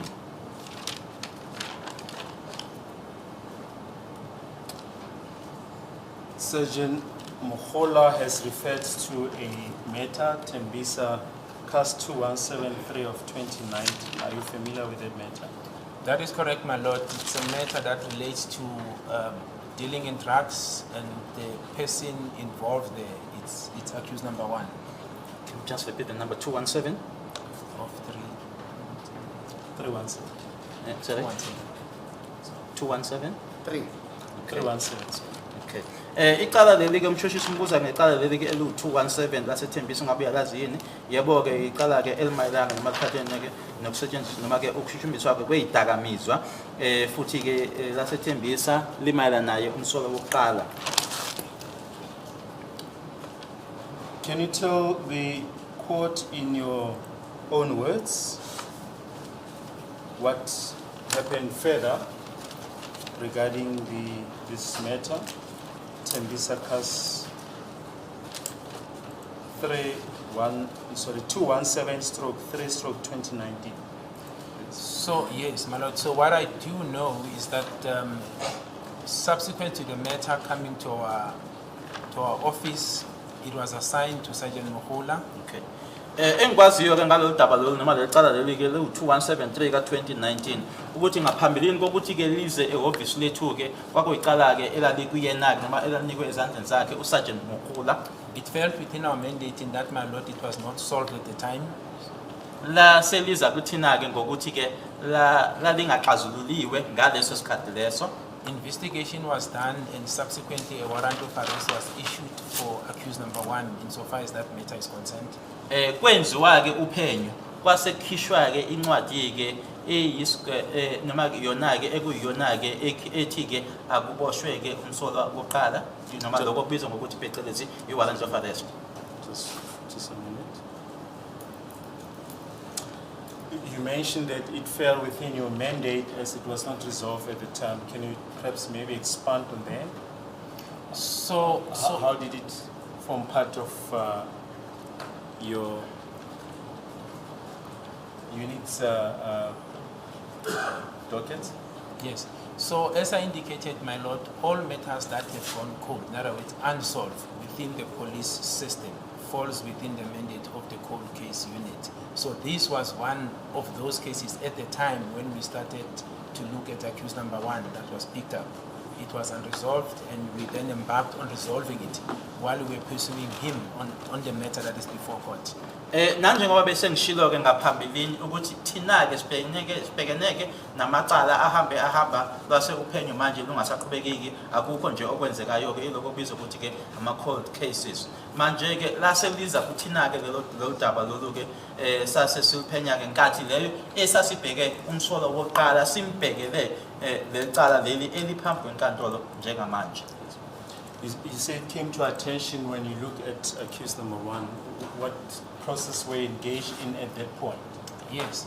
So at the time when accused number 1, my lord, became a person of interest on this matter, we did what we called a cold case analysis, and Okay. that is now the profiling of the accused, or rather the suspect at the time. Okwenzeka-ke ukuthi ukuthe uma ngaba-ke manje umsolo wokuqala-ke sekuwumuntu manje-ke obhekiwe noma osibheke kuyona-ke noma abambiza ngokuthi-ke person of interest emaphoyiseni-ke sase-ke manje kubhekwa-ke umsolwa-ke ngoba wayesewumsolwa ngaleso sikhathi leso-ke kuyahlolwa-ke noma-ke kuya-analyzwa-ke. Through the cold case analysis and profiling, this particular matter of Tembisa 217 was picked up amongst other cases in relation to accused number 1. kwathi ke uma sisenza lokho ke sisabheka ke yena ke manje sianalyze ke umsola wokuqala kwase kuvela ke lelicala leli ke elasethembisa. And it was discovered that this Tembisa matter, my lord, and the others that we picked up were all cold for some reason. Kwase kutholakala ke ukuthi leli elasethembisa engikhuluma ngalo kanye namanye ke nje amacala kwavele nje akwabinalutho eyenzakalayo lokho akubiza ukuthi nje aba-cold. Hence, they were then drawn, my lord, for further investigations, and that's how we came to the issue of the warrant insofar as Tembisa matter is concerned. Ingakho ke kwase kudonswa manje ke le warrant lena yokuthi ke aboshwe ke uma ngokumayela nalecala leli lasethembisa.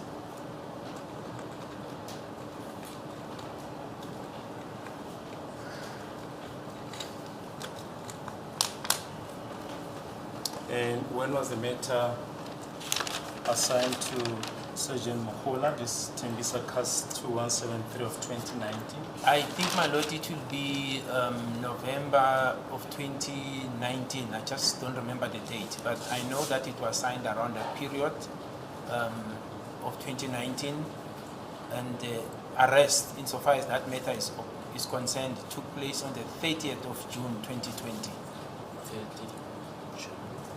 2020, the arrest, yes.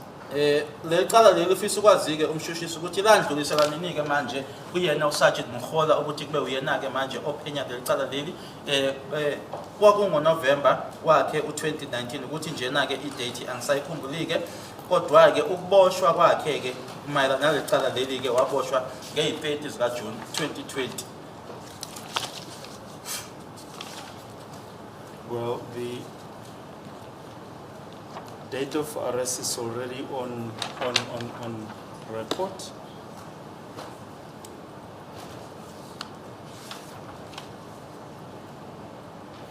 Sergeant Mokgoatlheng has referred to the date of 30 May 2020. Yes, I beg your pardon, my lord. I think it might be my mistake. It is 30 May. That's correct, my lord. I think I made a mistake with 1 month, so it's 30 May. That's correct. Cabanga ukuthi ngenze iphutha ngenyanga nje eyodwa ke mina ngithe nge30 zika June umshushisi yamlungisaka uthi uSergeant Mokgoatlheng yena utheke nge30 zika May 2020. So uyavuma ukuthi wenze iphutha. Can you tell the court in your own words what happened on the day, the 30th of May 2020?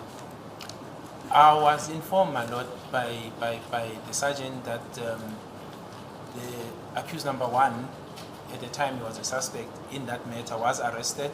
He was traced, found and arrested for the offense of drug dealing. Ngatshelwa ke uyena uSergeant ukuthi ke balandelela ke bamfuna ke baze bamthola ke umsolo wakhe mayelana nalelo cala lelo leyidakamizwa lasethembisa. If you say the sergeant, who are you referring to? Sergeant Mokgoatlheng. Ngatshelwa uyena uSergeant Mokgoatlheng.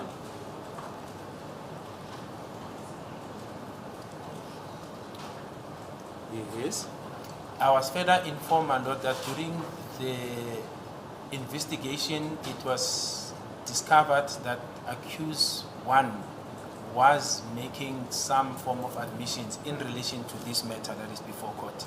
Ngase ngitshelwa ke ukuthi ngaso leso sikhathi leso ke manje umsolo wokuqala ke khona okuthize awayesekuvuma ke mayelana naleli icala eliphambi kwenkantolo njengamanje.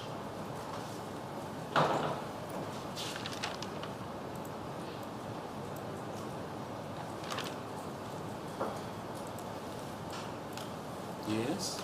You earlier on referred to the fact that warrant was authorized. What was the position regarding this matter? This matter was still under investigation, my lord. At No, the time I'm talking of the about warrant. the Tembisa case. So the warrant was not executed at the time, on the 30th of May, 30 May 2020. Yes, no, that was the day the warrant was executed, my lord. Ngalo ilanga lange-30 zika May 2020 lona ke ilanga lelo ke iwarrant ke le eyayikhishiwe ke yokuboshwa kwakhe ke eyathi ke manje yabe iyasebenza ngalo.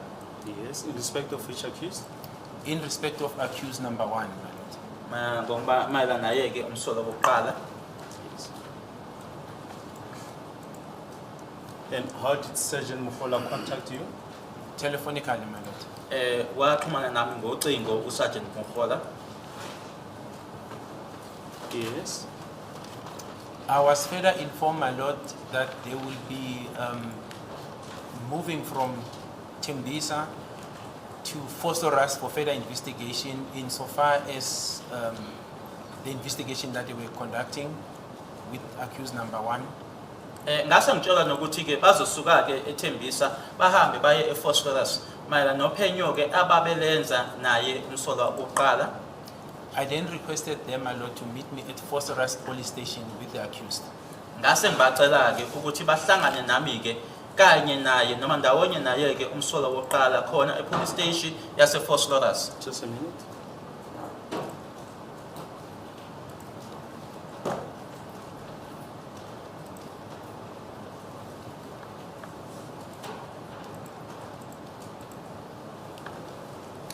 Yes.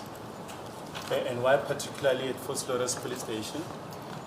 Well, firstly, my lord, they were going to Phosphorus, so they gave me that information. Secondly, I thought it's a proper place to meet. It's a police station, so we wouldn't want to meet them anywhere else. That is not safe and proper. Kungani ke wawuthi ke noma ke wathi ke anihlangane epolice station yase Phosphorus okoqala ke babeya vele babeya ePhosphorus okwesibili ke kwakuyi police station ayikho ke enye indawo esasingahlangana kuyona ke ekahle nje na futhi ke nevikelekile. Yes, we may continue. So they arrived there, my lord. I think we would have met around 1900 hours of the very same day, 30 May 2020. Base befika ke khona lapho ngicabanga ukuthi ke sahlangana ke libumbene lesikhombisa ihora ngalo lelo langa lelo. We met at the police parking lot in front of the police station. Sahlangana ke la kuma khona ke imoto ku parking ke ngaphambi kwayo police station. Accused number 1 was introduced to me by Sergeant Mokgoatlheng, who was in the company of Sergeant Mabena at the time standing next to her, sorry. Wethulwa ke kumina yena ke umsolo woqala ethulwa uyena ke uSergeant Mokgoatlheng owayimi eduze ke no Sergeant Mabena owayenaye ngalelo langa. Just a minute.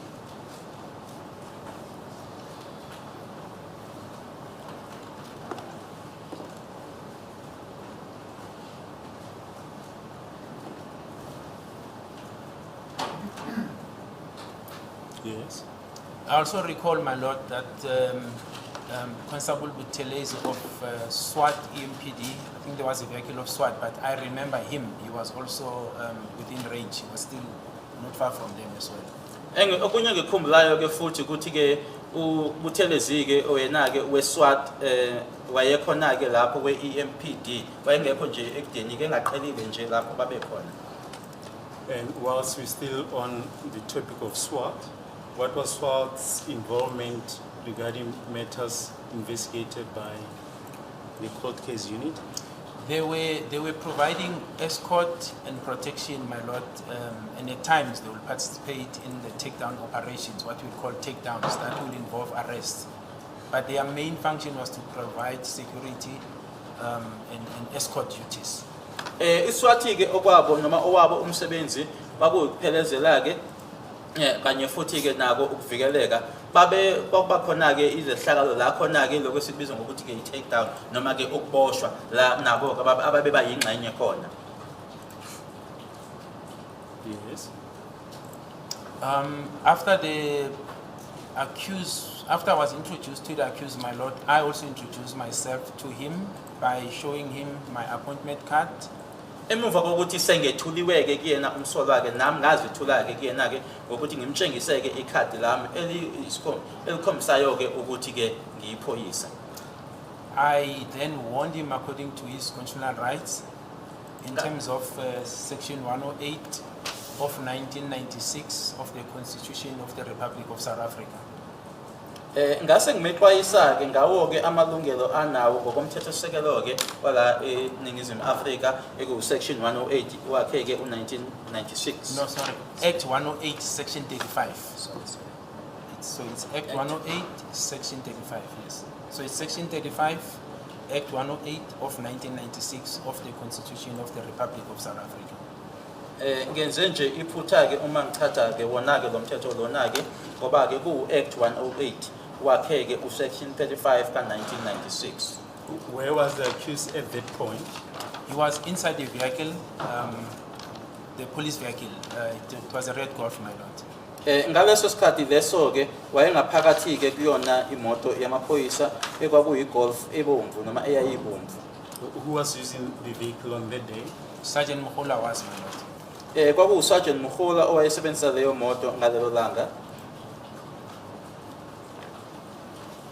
And in which language were you communicating with accused number 1?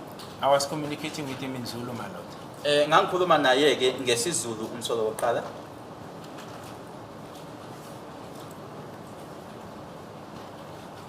And how proficient are you in this? Well, very well, my lord. I actually did right from sub A to matric. My vernacular language was Zulu. My mom is also Zulu speaking, so I think I can speak Zulu as any Zulu person can do. Izulu ngicabanga ukuthi ke ngisikhuluma nje nanjengaye wonke ke umuntu ke ongumZulu futhi ke ngisifundile ke isiZulu ukusuka ke kena ke usub A kuyofika ke ku matric noma wami futhi ungumZulu. Yes, we continue. What were the rights that you explained to accused number 1? Yes, so the first one, my lord, it was the right to remain silent. Elokuqala ke kwakuyilungelo ke lokuthi ke ungathula ungasho lutho. Right not to give self-incriminating evidence. Ukuthi ke ungasho noma ungakhulumi into ezothi ke noma ke ezokufaka ke kubulelesi. And that if you do, such can be used against him. Nokuthi uma kuukuthi uyakwenza ke lokho ukuthi lokho ke kungasetshenziswa ngakuwena. A right to an attorney. Ilungelo lokuba nommeli. And a right to have one provided at the state's expense for him if he so chooses. Uma kuukuthi ke uyakhetha ke ukuthi ke umbuso ke ungamnikeza ummeli. A right to be detained in conditions that are suitable with human conditions, because I knew my lord was already detained or rather arrested for the Tembisa matter. Ngoba ke ngase ngazi ke ukuthi wayeseboshiwe ke eboshela lona ke iqala lelo laseThembisa ke ngase ngimtshela ke noma ngimazisa ke ukuthi futhi unelungelo lokuthi ke avaleleke ngendlela ke ehambisana ke nokuthi ke umuntu abe aphatheke ngendlela ekuyiyona nefanelekile. And a right to challenge the legality of his detention if he feels it's wrong, and to be released immediately if it is proven such. Nokuthi futhi ke abe unelungelo ke lokuthi ke alwisane noma aphikisane ke nendlela ke aboshwe ngayo ke uma kuukuthi ke ucabanga ukuthi indlela aboshwe ngayo akusiyona ke nokuthi uma kutholakala ukuthi impela lokho kunjalo ke ukuthi adedelwe. Yes, those are the rights that I gave him. Ikona lawo amalungelo engamnikeza wona. Yes, we continue. I then, my lord, asked the members, Sergeant Mokgoatlheng and Sergeant Mabena, to excuse me as I wanted to interview accused one alone. Ngase ngibacela ke uSergeant Mokgoatlheng kanye naye ke uSergeant Mabena ukuthi ke nje ake basinikeze ke isikhathi ke nanje uma ngangifisa ukuthi ke benenhlolo khona noma ngikhulumisane naye umsolwa yingedwa. My lord, I told him that he should feel free to raise any complaint or anything that is concerning him if he so chooses. If there is such, he should feel free to speak to me and bring it to my attention. His response was that there's nothing wrong with it. Ngase ngimazisa ngimtshela ke ukuthi nje akhululeke ke uma kuukuthi kukhona ke angaphathekile kahle ikona ke noma nje okwenziweke ke na ke asho akhulume kumina wase engazisa noma engitshela ukuthi cha akukho nje okumkhalisayo. I further informed him, my lord, that my interview will relate to the killing of Senzo Meyiwa with him. Ngamtshela futhi ke noma ngamazisa ke ukuthi ke inhlolo khona engizoba naye kanye naye noma ukukhulumisana kwami naye ke kumayela nokubulawa kwakhe uSenzo Meyiwa. I further, my lord, established from him, rather asked him if he had taken any drug substance that day or medication, and the answer was no. Ngambuza ukuthi ngalelo langa lelo wayesebenzise idakamizwa yini noma ke ikhona nje umuthi noma imedication ayisebenzisa waphendula ke wathi cha. I further asked him if he had any liquid, if he has taken any liquor or intoxicating substance. My lord, the answer was no. Ngambuza ke noma ukuthi utshwala ke yini wabuthatha ke ngalelo langa lelo noma yini nje engathi ke ibe nokuphazamisa ke okukhona ke na ke emcabangweni noma ke engqondweni yakhe waphendula wathi cha. I further asked him, my Lord, if he was intimidated or threatened or unduly influenced to come and talk to me. The answer was no. Ngase ngimbuza ukuthi wasatshiswa yini noma ke mhlambi ke waphoqwa yini ke noma ngendlela nje engafanelekile noma ekungasiyona wathi mina ke cha. I then, my Lord, informed him of his right again in terms of the Section 35. Ngaphinda futhi ke ngamazisa ke phansi kwakhe ku Section 35 ngamalungelo akhe.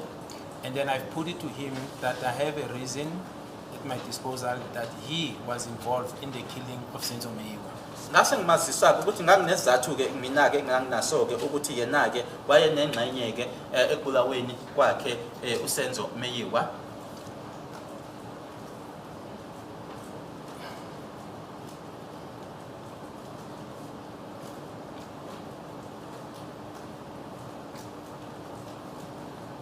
Yes. My Lord, if I can just go back, I forgot something. So after I gave him his rights in terms of Section 35, I asked him, what is it that he wants to do? And the response is, insofar as those rights that I've given him, was that one, he does not want to speak, he does not need a lawyer, be it private or the state attorney. Secondly, and that he is comfortable to speak to me, so he does want to talk to me. He doesn't want to remain silent. Ngifisa nje ukuthi ke ngikuyele emuva khona nje engikhohliweke kwathi emuva kokuthi sengimtshelileke noma ngimchazele ngamalungelo lana ke ngase ngimbuza ukuthi yini ofisa ukuthi uyenze wathi ke kumina ke akana asikho ke isidingo noma akayimisele ukuthi ke athole ummeli noma ummeli oyimele noma ke owombuso nokuthi ke futhi ke akayimisele ukuthi athule angasho lutho uzokhuluma nami. Furthermore, my Lord, during my interaction with him, I did not observe any sign of panic or uneasiness before we started with the discussion. Futhi ke ngaphambilini kokuthi siqaleke ngayo inkulumo akukho nje engakubona ke ukuthi cha akahleke kuyena ke noma nje isimo sakhe akekho kwisimo nje esikahle noma ukuthi ke mhlawumbe ngasebenzisa lamagama ke ukuthi uyaphenika akukho engakubona okunjalo. Nor did he raise any complaint with me. Noma ke yena ke asho kumina ukuthi ikhona ke inkinga ekhona noma anayo. Brigadier, just for record purposes, can you just explain why did you have to explain his rights again? My Lord, so I wanted him to understand because now I was moving. So the first part was just for him when I first arrived. It was just general caution of him knowing what his rights entails before he starts talking to us. It was before I told him the main reasons why I want to talk to him personally. Okokuqaleni ke uma ngimtshela ke ngawo amalungelo akhe kwakuwukuthi nje ke azike ukuthi nje isexwayiso lesi ke asitholayo ke mina ke ukuthi kungani ke kwakungaphambilini kokuthi ngimchazele ke izathu esona zathu esasibangela ukuthi ngibe lapho. Secondly, my Lord, after my interaction with him in the car, I was satisfied that he doesn't look to be unduly influenced and he was not under any intoxicating substances, and therefore then I started to warn him again because then I was moving to the actual purpose of my visit. Okwesibili ke emuva kokuthi ngakhulumisana naye ke noma ngaxoxa ke naye emotweni ngase ngibona ke ukuthi nje awukho umthelela ongafanelekile ke noma ongadingekile okhona ngakuyena ke nokuthi futhi ke asikho ke noma azikho ke idakamisa ayisebenzisile ke ngalalanga ngase ngibona ukuthi manje ke sengizondlulela kwesona sizathu noma kusizathu ke esabangela ukuthi ngibe lapho ke na ke ingakho ngamxwayisa okwesibili futhi. And furthermore, my Lord, lastly, to establish as to what choices does he want to do, to take. Futhi ke nokwazi ke ukuthi unquma ngaliphi noma ke isiphi isinqumo asithathayo ukuthi uzokhetha ukwenzani. Those were the reasons, my Lord. Kwakuyilezo izathu.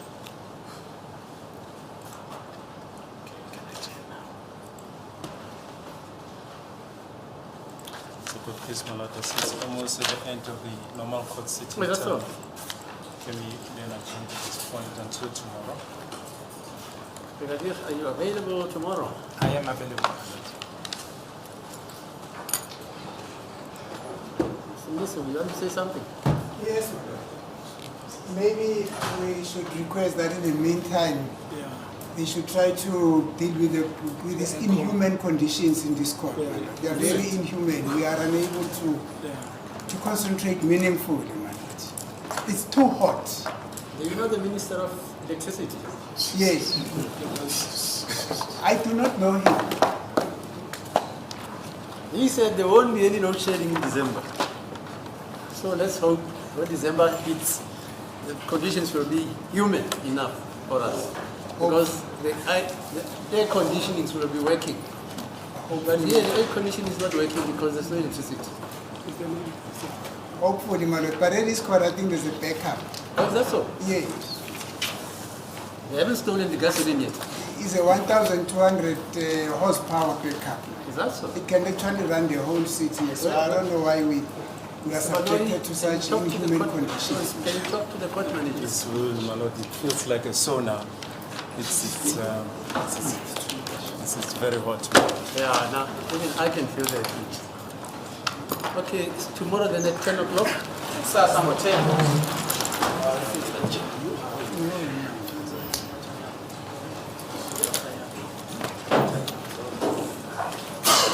These conditions very inhuman. More than those that other people are subjected to.